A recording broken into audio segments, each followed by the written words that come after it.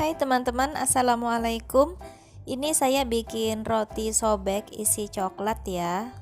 Nah, kali ini saya bikinnya pakai metode autolisis. Hasilnya seperti ini teman-teman. Nah, metode autolisis ini enak banget dipakai buat kita yang tidak terburu-buru bikin rotinya, karena adonannya itu kita diamkan lama banget. Ini saya diamkan adonannya selama 6 jam teman-teman, bahkan bisa sampai 10 jam ya kita membiarkan adonannya itu.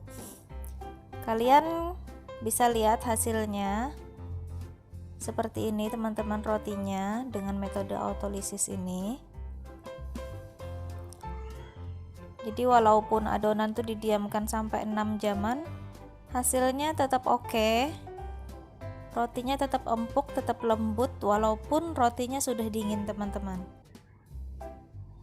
Nih ya. Yuk sekarang langsung aja yuk kita simak seperti apa cara pembuatan roti dengan metode autolisis ini. Pertama ini saya siapin gelas dulu. Saya mau campur gula pasir dengan susu cair di sini. Ini gula pasir saya pakai takarannya 4 sendok makan. Kalau ditimbang ini sekitar 69 atau 70 gram ya teman-teman. Kemudian saya masukkan susu cair full cream. Saya pakai susu cairnya 250 gram. Ini saya timbang aja biar pas. 250 gram. Oh ya, adonan ini tanpa telur teman-teman ya. Jadi buat kalian yang alergi telur, kalian tetap bisa menikmati roti. 253 gram, tidak apa-apa kelebihan 3 gram.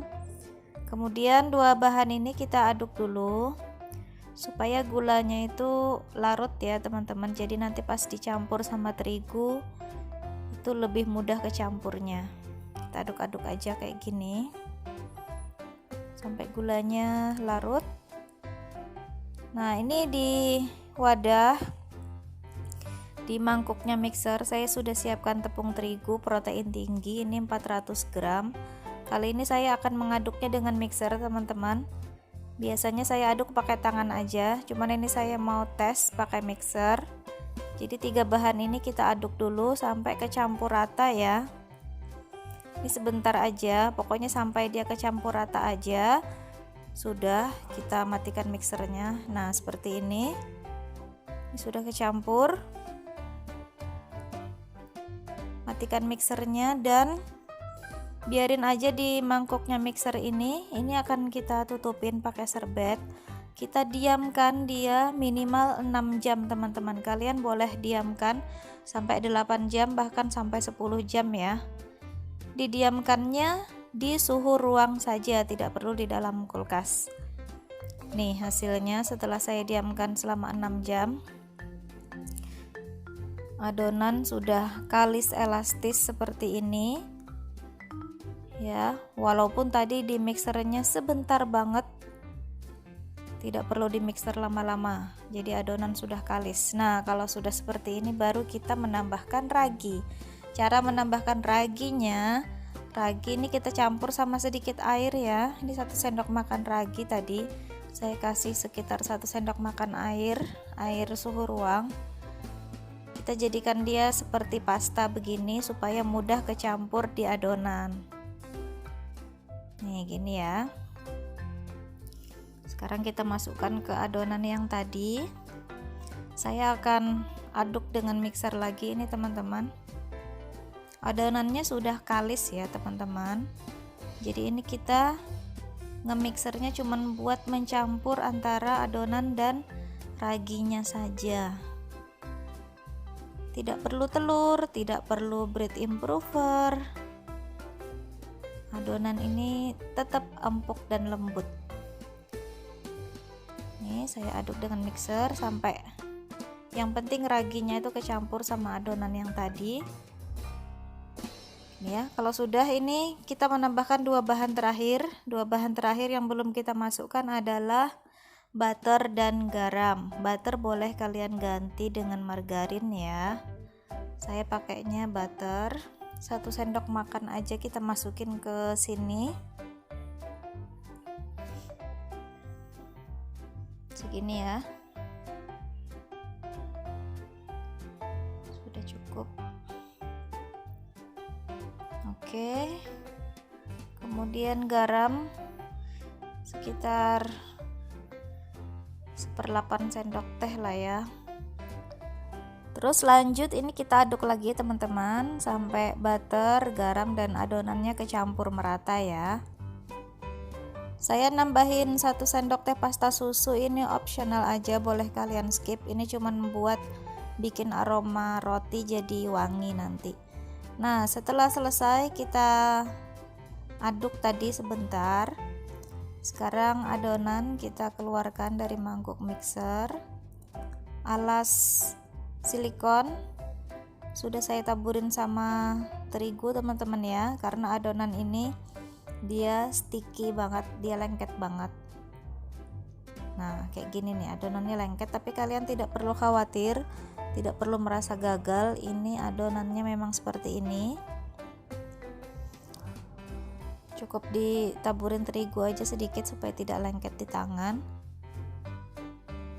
Pelan-pelan dibulatkan seperti ini teman-teman ya. Ini akan kita proofing sebentar aja sih, sekitar 15 menitan ya kalau suhu di dapur lagi hangat. Tapi kalau misalnya lagi dingin kalian bisa perlu waktu sampai 30 menitan. Ini kita tutupin aja. Setelah didiamkan hasilnya seperti ini teman-teman, adonan mengembang. Nah setelah ini akan saya potong-potong. Ini potong-potongnya ukuran sesuai selera ya, kalian mau sebesar apa. Ini mau saya potong-potong jadi 15 biji roti, menyesuaikan sama loyang aja sih teman-teman ya. Nah ini adonannya masih agak lengket teman-teman, taburin sedikit-sedikit aja sama terigu seperti ini. Jangan kebanyakan naburin terigu, ntar malah rotinya jadi keras ya. Taburin terigu cuman biar tidak lengket aja. Bagi-bagi, kalau mau sama rata silahkan kalian timbang ya. Setelah dibagi-bagi, adonan kita bulatkan, per bijinya kita bulatkan, usahakan sampai permukaannya tuh mulus teman-teman.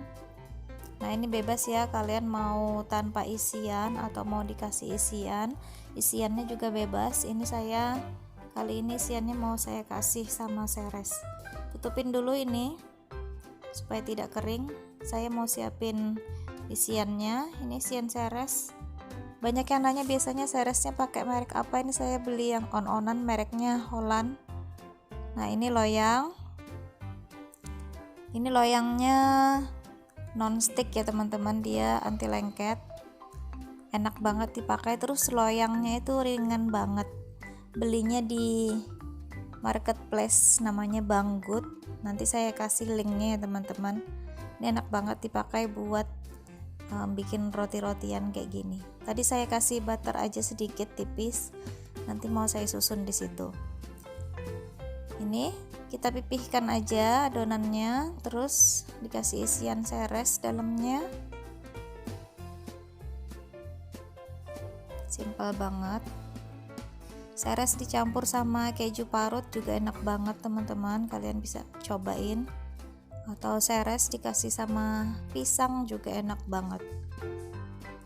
Secukupnya aja ya, sekiranya muat untuk 1 biji adonan ini. Kita tutup dan pastikan ini sampai rapat banget, nutup adonannya supaya nanti ketika mengembang tuh isiannya tidak keluaran teman-teman. Pastikan terkunci rapat bagian bawah ini. Kalau sudah, tinggal kita susun ini di loyang. 1 loyang ini saya isi dengan 7 biji adonan. Nah, lanjutkan, isiin lagi yang lainnya. Nah ini sudah selesai, saya isi 7 biji roti. Terus ini tinggal di proofing aja teman-teman, sampai dia mengembang 2 kali lipat ya. Saya proofing, saya masukin dalam oven yang mati, jadi tidak menyala itu ovennya. Ini sisanya 4 biji saya taruh di loyang aluminium foil. Ini juga mau di proofing, masukin oven. Setelah sekitar 30 menit, ini dia hasilnya. Adonan sudah mengembang seperti ini. Sekarang ovennya kita panasin ya. Saya pakai suhu 160 derajat aja, ini pakai oven Mito Fantasi teman-teman, api atas bawah. Nah, setelah dipanaskan ovennya sekitar 10 menit, sekarang kita masukin adonannya. Permukaan roti tidak perlu dioles apa-apa ya, langsung panggang aja ini. Saya taruhnya di rak paling bawah. Ini saya oven sekitar 30 menit. Nanti kalian sesuaikan aja untuk waktunya teman-teman, sambil dicek aja. Nah, ini yang sudah matang. Ini agak gosong sedikit ya. Tadi saya kurang ngecek. Atasnya langsung diolesin aja sama butter. Butternya mau dicampur sama madu, rasanya bakal jauh lebih enak banget teman-teman rotinya. Kali ini saya cuman olesin sama butter aja permukaannya, seperti ini. Ini rotinya aromanya wangi banget karena tadi saya tambahkan pasta susu sedikit di dalam adonannya ya. Ini dia teman-teman hasilnya, satu resep jadi 3 loyang seperti ini. Sekarang kita lihat seperti apa bagian dalamnya. Tuh, rotinya empuk, ini masih hangat-hangat teman-teman.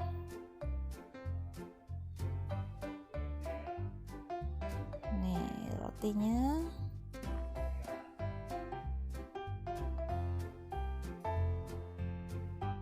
Dalamnya. Ini seres yang saya pakai tadi tuh dia biasanya kalau masih hangat gini rotinya, seresnya tuh meleleh gitu teman-teman. Nah kan, seresnya meleleh di dalam. Wow, rotinya tetap bagus walaupun kita tidak uleni sampai kalis ya, karena kita pakai metode autolysis tadi.